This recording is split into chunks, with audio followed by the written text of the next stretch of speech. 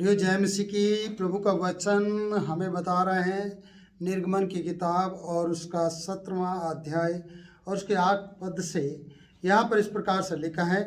तब अमलेकी आकर रणद्वीप में इस्राएलियों से लड़ने लगे। तब मूसा ने यहोशू से कहा, हमारे लिए कई पुरुषों को चुनकर छांट ले और बाहर जाकर अमलेकियों से लड़। मूसा ने यहोशू से कहा, हमारे लिए कई पुरुषों को चुन ले और जाकर अमलेकियों से लड़। और लिखा है, मैं कल परमेश्वर की लाठी हाथ में लिए हुए पहाड़ी की चोटी पर खड़ा रहूँगा। प्रियो, मूसा ये सब सलाह दे रहे हैं और मूसा एक अच्छा अगुआ रहे हैं। मूसा इजरायलियों को परमेश्वर की सामर्थ के द्वारा, परमेश्वर के चिन्ह और चमत्कारों के द्वारा निकाल कर लेकर आया है। और आज यहाँ पर हम एक चीज़ देखते हैं कि अमलेकियों के ऊपर एक विजय हुई है और मूसा के समर्पण को हम देखते हैं कि मूसा को चोटी पर ले जाया गया, या मूसा चोटी पर परमेश्वर की सामर्थ की लाठी को या परमेश्वर के उस अधिकार को लेकर लाठी को लेकर पहाड़ पर चढ़ गया। जो वो पहाड़ पर चढ़ गया तो उसके साथ हूर और हारून भी गए। और यहाँ पर वचन बताता है कि जब तक मूसा अपने हाथ को उठाए रखता तब तक इजरायली लोग अमलेकियों पर विजयी होते थे, प्रबल होते थे, उन्हें हराने में लगे रहते थे।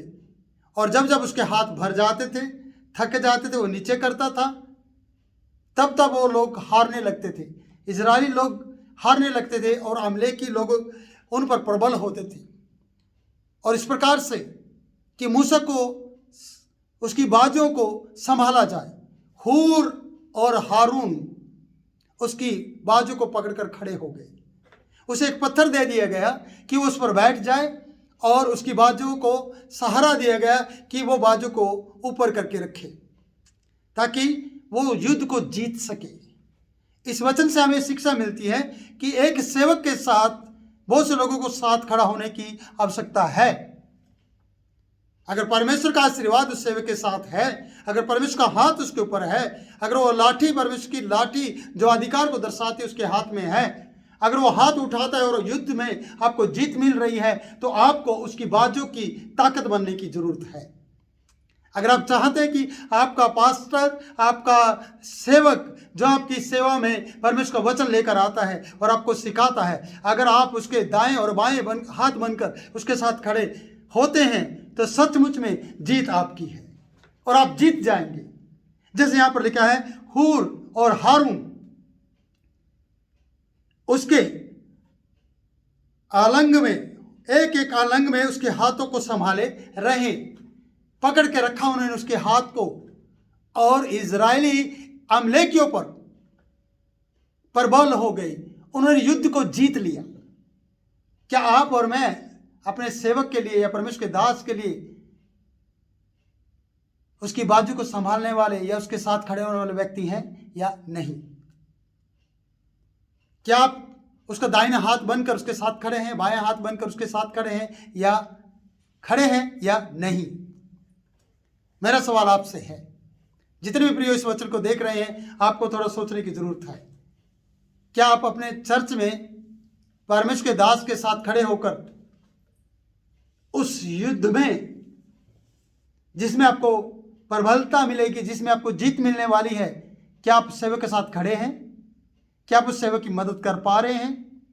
जैसे मूसा की मदद की गई, जब तक उसके हाथ ऊपर थे तब तक वो प्रबल थे इजरायली लोग अमलेकियों पर जब जब वो थका और हारा हुआ था, जब वो हाथ को नीचे रखता था थकावट के कारण से, हार के कारण से, तब तब अमलेकी लोग, दुश्मन लोग उस पर प्रबल हो रहे थे इजरायलियों पर। अगर आप चाहते हैं कि आप हमेशा की जीत पाएं तो युद्ध में परमेश्वर के उन लोगों के साथ खड़े होने की आपको जरूरत है, आपको आवश्यकता है उन लोगों की। और परमेश्वर भी चाहता कि आप उन लोगों के साथ खड़े हो जाएं जो आवश्यकता महसूस कर रहे हैं। मूसा ने कहा, मैं चढ़ जाऊंगा पहाड़ पर। इतनी उम्र का होने के बावजूद भी मूसा पहाड़ पर चढ़ा और अपने हाथों को उठाकर प्रार्थना करता रहा, अपने हाथों को उठाकर यह दिखाता रहा कि मैं तुम्हारे लिए खड़ा हूं और तुम युद्ध को लड़ो। और वचन बताता है कि मूसा यहोशू लड़ता रहा, यहोशू ने अनुचरों समेत अमलेकियों को तलवार के बल से हरा दिया। किसके कारण? क्योंकि उसका अगुआ मूसा प्रार्थना में खड़ा हुआ था। जब जब उसको थकावट लगती थी तब तक हारून और हूर उसके लिए खड़ा हुआ था। क्या आप अपने परमेश्वर के दासों के लिए खड़े हो सकते हैं? क्या आप अपने भाई बंधु के लिए खड़े हो सकते हैं? क्या आप अपने चर्च और आराधनालय के लिए खड़े हो सकते हैं? क्या आप पवित्र आत्मा की सामर्थ्य पाकर एक दूसरे के लिए खड़े हो सकते हैं? अगर आप खड़े हो सकते हैं तो युद्ध आप जीत गए। युद्ध में जीत आपकी है और आप हारे हुए में से नहीं, आप जीते हुए व्यक्तियों में से जाने जाते हैं। प्रभु इन वचनों के द्वारा आप लोगों को आशीष दे। इस वीडियो को और भी लोगों तक पहुंचाएं। प्रभु आपके जीवन में कार्य करे। जीत आपकी है।